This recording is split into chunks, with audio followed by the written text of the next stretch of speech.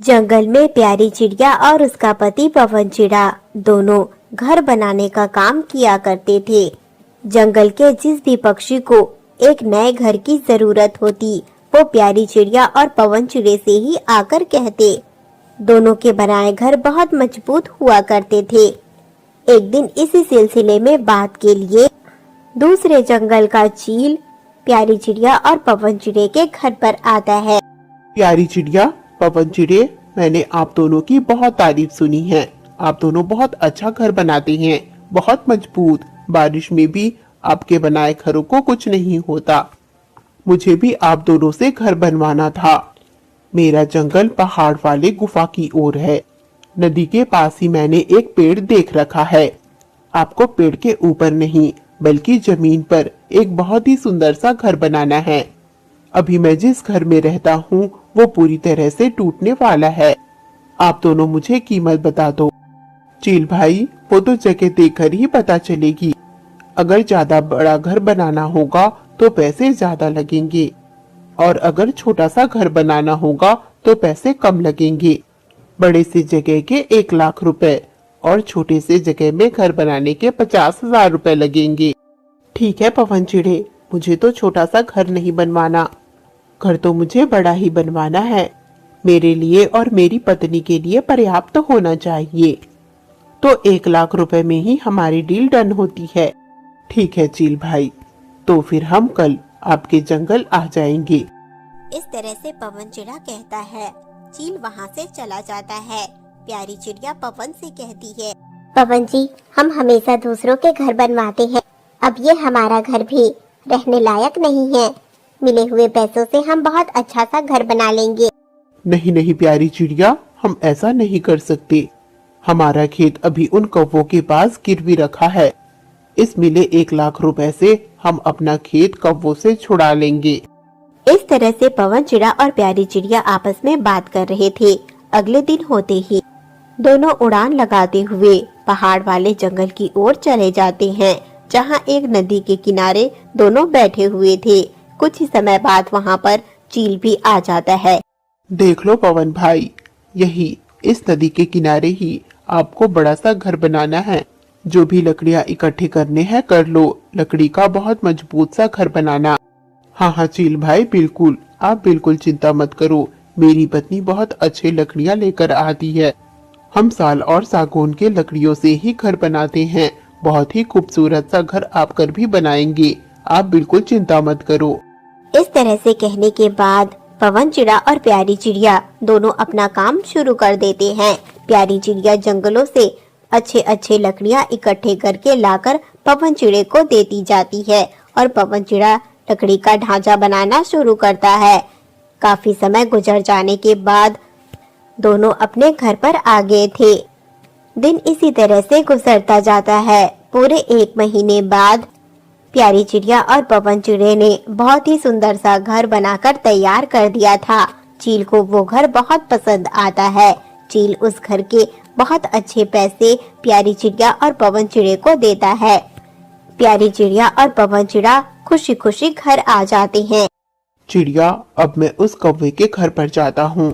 ये 1 लाख रुपए उस कौवे को दे दूंगा और अपना खेत वापस ले लूंगा। नहीं तो तुम उन कौवों को तो बहुत अच्छी तरह से जानती हो। हमारे खेत पर कब्जा कर लेंगे। हम अपने खेतों से हाथ धो बैठेंगे। इस तरह से कह पवन चिड़ा उड़ान लगाता हुआ गब्बू कौवा और गिन्नी के घर पर जाता है, जहाँ वो गब्बू कौवे को 1 लाख रुपए देता है और अपना खेत वापस ले लेता है। लगता है इस पवन चिड़े ने फिर से एक घर बनाया है, तभी तो 1 लाख रुपए कमा लिया। बड़ा घर बनाया होगा। अब क्या करे, अब तो पवन चिड़े का खेत उसका हो गया। मैंने सोचा था कि अगर इस महीने तक पवन चिड़े ने पैसा ना लौटाया तो उसके खेत पर कब्जा कर लूंगा। तुम तो जानती हो कि उसका खेत कितने फसल उगाता है। ये तो बहुत बड़ा लॉस हो गया हमारा। तो अब कर भी क्या सकते हैं, उसका तो खेत वो वापस ले ही लेगा। मैं तो आपसे पहले ही कहती थी, क्योंकि वो अपना इतना सुंदर खेत को किसी के हवाले थोड़ी ना कर देगा। सोना उगलती है उसकी खेत, छोटे मोटे अनाज की तो बात ही नहीं है। मेरे पास एक आइडिया है। क्यों ना हम चिड़िया और उसके पति पर झूठा इल्जाम लगा दें। वैसे भी दोनों बहुत गरीब हैं। कोई भी जंगल का पक्षी उनकी बातों पर यकीन नहीं करेगा। ऐसा इल्जाम लगाओगी? चोरी का, डकैती का या किस चीज का इल्जाम लगाओगी? चोरी का ही लगा देते हैं। जंगल के सभी पक्षियों से कह देंगे कि पवन चिड़े ने पैसा ही नहीं लौटाया है और उसके खेत पर हम कब्जा कर लेंगे। अब तो उसे 1 लाख रुपए मिलने से रहे। इस तरह से गिन्नी कव्वी कहती है। अगले दिन होते ही जब पवन चिड़ा अपने खेतों में काम करने जाता है, उस वक्त गब्बू कौवा और गिन्नी कव्वी दोनों ही खेतों में पहले से ही मौजूद थे। गब्बू भैया, गिन्नी भाभी, आप दोनों क्या कर रहे हो मेरे खेत में? कल मैंने इस खेत को पैसे देकर वापस ले लिया है। अब आप दोनों का मेरे खेत में क्या काम? क्या बोला तूने? तूने कब हमसे ये खेत ले लिया? और हम भला इतना अच्छा खेत अपने पंखों से जाने कैसे देंगे? पहले तू इस खेत के 1 लाख रुपए लाकर दे हमें, तब तू अपने खेत पर हक जमाना। अभी ये हमारा खेत है और जब हम इसमें खेती कर रहे हैं तो तेरी इतनी हिम्मत कैसे हो गई कि तू यहाँ आ गया? हम अपने इस खेत में काम नहीं करेंगे तो क्या तू करेगा? गिन्नी भाभी, कल ही तो आपको इस खेत के 1 लाख रुपए मैंने दे दिए हैं, तो फिर आप दोनों का इस खेत पर कोई हक नहीं। आप मेरे खेत को छोड़कर चले जाइए। इस तरह से पवन चिड़ा कहता है, पर गिन्नी कव्वी और गब्बू कौवा दोनों ने तो प्लानिंग पहले से की हुई थी। पवन चिड़े से लड़ाई करते हैं, झगड़ा करते हैं, पर उस खेत को पवन चिड़े के हवाले नहीं करते। थक हार कर पवन चिड़ा घर वापस आ जाता है और जो कुछ भी हुआ उसके बारे में अपनी पत्नी को बताता है। पवन जी, अब क्या होगा? हमारा खेत भी हमारे पास नहीं और ये घर का भी कोई भरोसा नहीं। बारिश किसी भी वक्त हो सकती है, ये घर टूटकर गिर जाएगा। अब हम दोनों कहाँ जाएंगे? जंगल का कोई भी पक्षी हमारी बातों पर यकीन नहीं करेगा। इसी बात का तो फायदा लिया है गब्बू और गिन्नी ने, और अगर यकीन करेगा भी तो कोई हमारी मदद नहीं करेगा। गब्बू और गिन्नी उन्हें पैसे दे देंगे और उनका मुंह बंद करवा देंगे। वो दोनों किसी भी हद तक जा सकते हैं। ना जाने अब क्या होगा, सब भगवान के भरोसे है। पवन चिड़ा और प्यारी चिड़िया दोनों बहुत परेशान थे। रात का वक्त होते ही बारिश जोरों शोरों से शुरू हो जाती है। पवन और प्यारी चिड़िया ने जैसे सोचा था उनका घर टूट जाता है। दोनों अब एक पेड़ के नीचे बैठे हुए थे। दोनों बारिश में भीग रहे थे। काफी समय गुजर गया। दोनों एक पेड़ के पास बैठे ही हुए थे कि तभी उनके सामने से एक सांप आ रहा था, जिसे देखकर प्यारी और पवन दोनों डर रहे थे। पर वो सांप जंगल के सभी पक्षी अपने अपने घोंसले में हैं।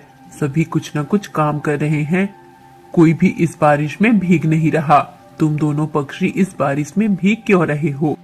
सांप की बातों को सुनने के बाद पवन चिड़ा सांप से बिना डरे ही उसे सारी बात बताता है, गब्बू कव्वे और गिन्नी के बारे में, और यह भी बताता है कि किस तरह से दोनों ने उनके खेत पर कब्जा कर लिया है। सारी कहानी सुनने के बाद ये तो तुम दोनों के साथ बहुत गलत हुआ है, पर तुम दोनों चिंता मत करो। मैं तुम दोनों को घर बना कर दूंगा और कल सुबह मैं उस खेत में भी आऊंगा। उन दोनों कौवों को भगाऊंगा और वो खेत तुम दोनों का हो जाएगा। इस तरह से कहने के बाद वो सांप एक नागमणि निकालता है। वो कोई साधारण सांप नहीं था, नागमणि धारण सांप था। वो अपनी नागमणि की शक्तियों से एक घर बना देता है, जिस घर में वो प्यारी चिड़िया और पवन चिड़े के साथ रहता है।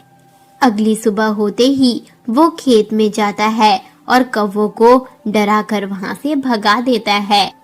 सांप की मदद से वो खेत भी अब प्यारी चिड़िया और पवन चिड़े का हो चुका था, और पवन और प्यारी के पास एक बहुत ही सुंदर सा घर था, जहां दोनों पति पत्नी खुशी खुशी रहने लगे थे। उस सांप ने दोनों की मदद की और फिर वहां से चला गया।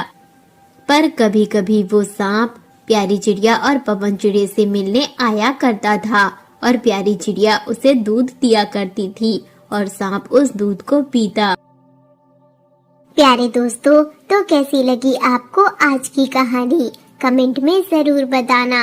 अगर ऐसी ही कहानियाँ आप हर रोज देखना चाहते हैं तो हमारे चैनल को सब्सक्राइब कर ले। Thanks for watching.